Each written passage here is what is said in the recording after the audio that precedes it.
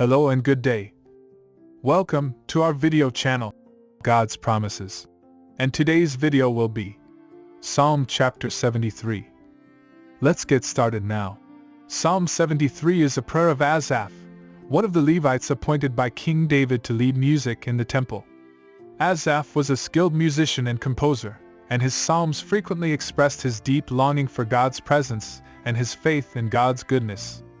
Psalm 73 is a reflection on the problem of evil, and how Asaph's faith was tested when he saw the wicked prospering while the righteous suffered. The psalm begins with Asaph acknowledging God's goodness to the pure in heart, but then he confesses his own struggle with envy towards the wicked who seem to have no trouble in life.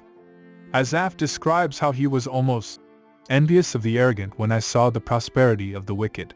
Psalm 73 verse 3. He was troubled by the fact that the wicked seemed to prosper and have no worries, while the righteous suffered and were plagued with trials. Asaph admits that he almost stumbled in his faith, as he considered the prosperity of the wicked and questioned whether it was worth being righteous in a world where the wicked seemed to be rewarded. However, his faith was restored when he went into the sanctuary of God and saw the ultimate end of the wicked. He realized that their prosperity was temporary, and that God would eventually judge them for their wickedness. Asaph then turns his attention to his own heart and recognizes that his struggle with envy had been foolish.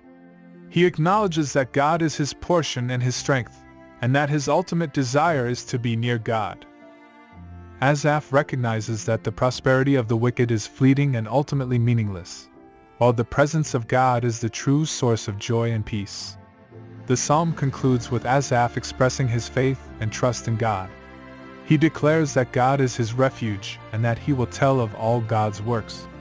Asaph recognizes that God is sovereign over all things, and that even though he may not understand why the wicked prosper and the righteous suffer, he can trust in God's goodness and justice.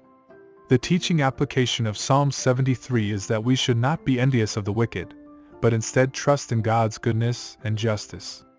It is easy to become discouraged when we see the wicked prospering while the righteous suffer, but we must remember that God is sovereign and will ultimately judge all people according to their deeds.